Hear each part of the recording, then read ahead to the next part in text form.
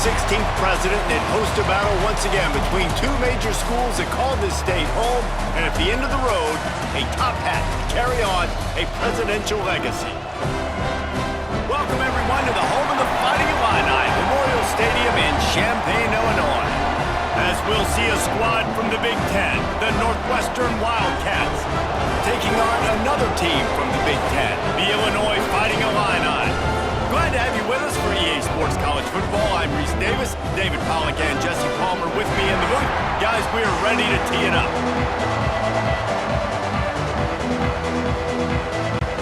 Northwestern ready to kick it off to get things started.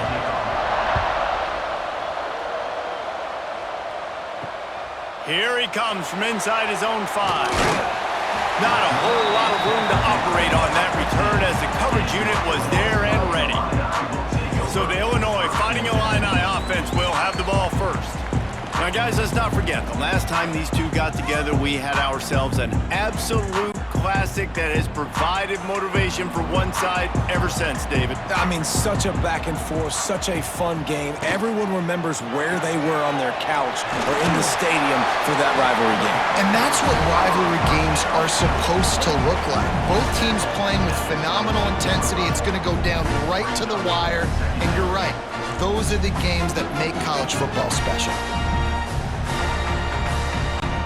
The Fighting Illini with options here on 2nd and short.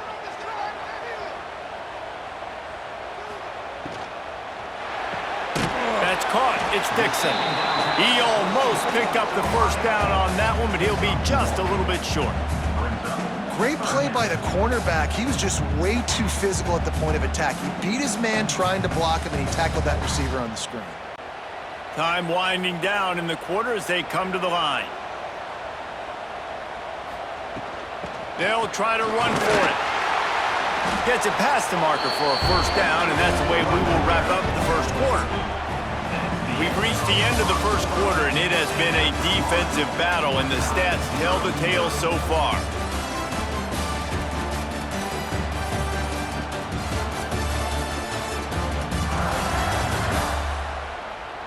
Let's see if the offenses can find a little rhythm here in the second. First play of the period, first down here.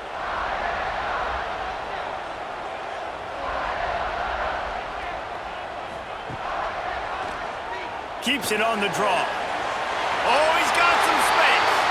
The offense will have to use its first timeout of the half. Well, I don't know what the quarterback saw on that last play, but he made a pretty quick decision that he was just going to tuck it and run it, and his offensive coordinator is glad he did. How about this speed by the QB on that play? Grabbed in the middle, it's Arkin. And he's brought down after a nice gain. The offense uses a timeout to stop the clock, and they'll get a quick breather. Illinois coming out with a 1st and 10. Give to the running back. We'll give him a couple on that one. 2nd and 8 coming up. And the defense doing a great job committing to the run. When you commit to the run like this, obviously you can give up some plays in the passing game, but you got to stop the run first. Picked up 2 yards on that last one. They need 8 on 2nd down. Back to throw. It's Altmaier. Looking to the big tight end. Finds his man. It's Arkin. Stopped and forced out of bounds at the 21-yard line, just outside the red zone, and they are looking to get one in here.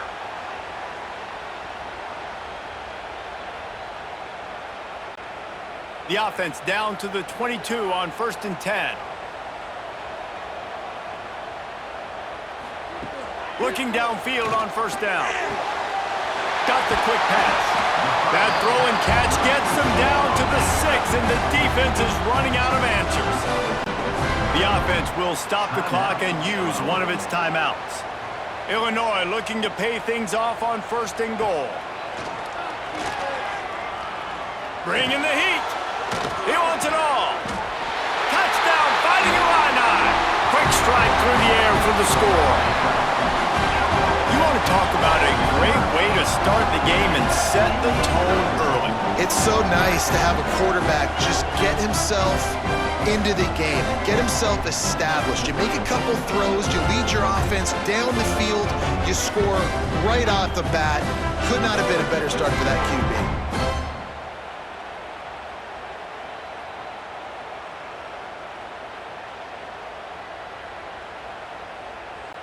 Getting ready for the extra point after the first score of the game. And with the extra point, they get the first 7 of the game.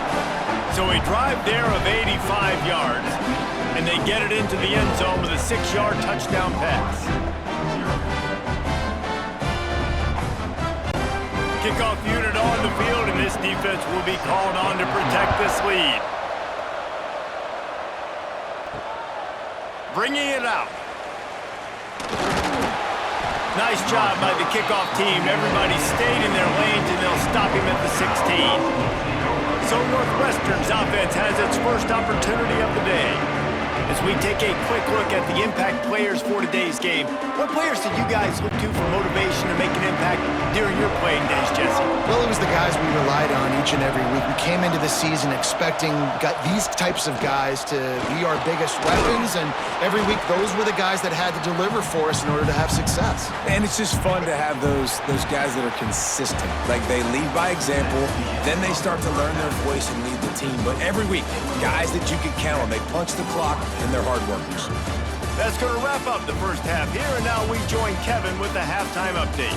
Guys, rivalry games always bring out a ton of emotions, and they were on full display in that first half. And a lot of coaches will say limiting the big plays and maybe hitting on a few yourself is key. But I'm more of a move the chains guy. Give me efficiency every day of the week and twice on Saturday. The offensive unit that subscribes to the less is more philosophy might be the one that leaves here today with a big fat W. That said, let's get back to the field and our guys in the booth to see who comes out on top of this rivalry contest. Illinois has it teed up, ready to start the second half. And he takes this from inside the 5.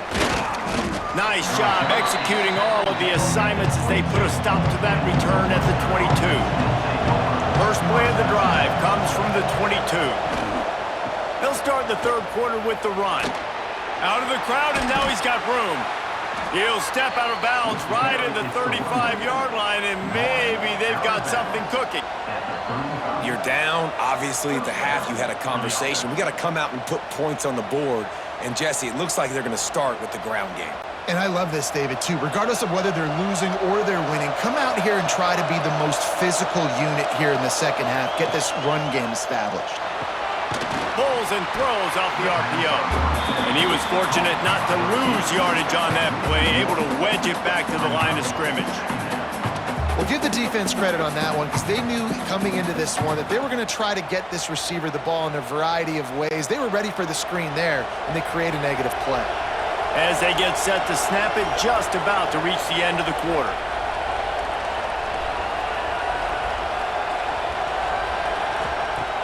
They'll run play action. And he tried to string out that run, but there was nowhere to turn it upfield, and he's forced out of bounds for a loss.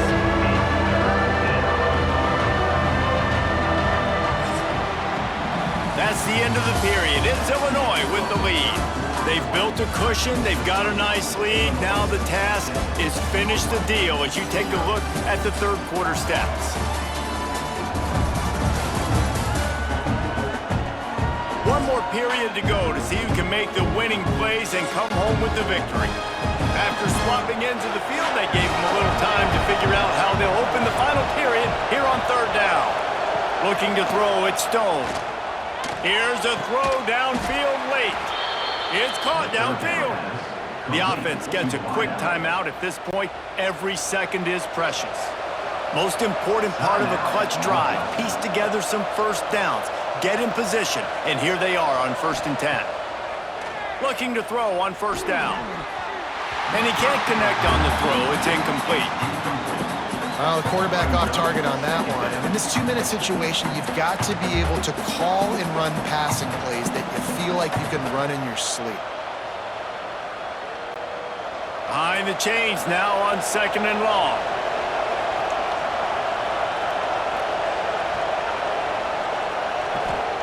Back to pass. Fires to the right. And the pass is incomplete, jarred loose by the hip. And this is a tough spot now to be in for this offense because it's 3rd and long. The defense knows you have to pass the football, so they're going to be playing conservative. So what's your play you can dial up? Maybe get half of this back. Like, I know the clock is ticking, but I got to make sure that I maybe cut this down and make it a more manageable 4th down if I don't complete this 3rd and long. On 3rd and long, he's going to have to throw for it. And he can't find anyone open, and down he goes. A sack here late in the 4th. 3rd downs are so crucial, and quarterbacks, you want them to be, elite with their functioning, be able to go through their progressions, get rid of the football, not take sacks, but they just took a sack. How about the individual effort by that defense, understanding 3rd down and getting to Hauls it in easily enough for the 1st down. Offense will use a timeout. 19 seconds left in the game. How about that one? 4th and forever, and he just turned one loose and fired it for the 1st down. Man, does that sting defensively. You get him in the perfect situation. You know they're going to pass the football. You play the ball deep, and you give up a deep pass. That is a back-breaking play. The timeout stops the clock with 10 seconds to play. Going to work on 2nd down in the red zone, and still some ground to cover to pick up that 1st down.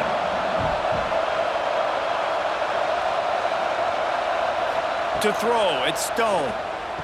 Makes the catch. Couldn't quite nudge it in. Not sure you could get much closer, but it'll be 1st and goal. 1st and goal, Northwestern.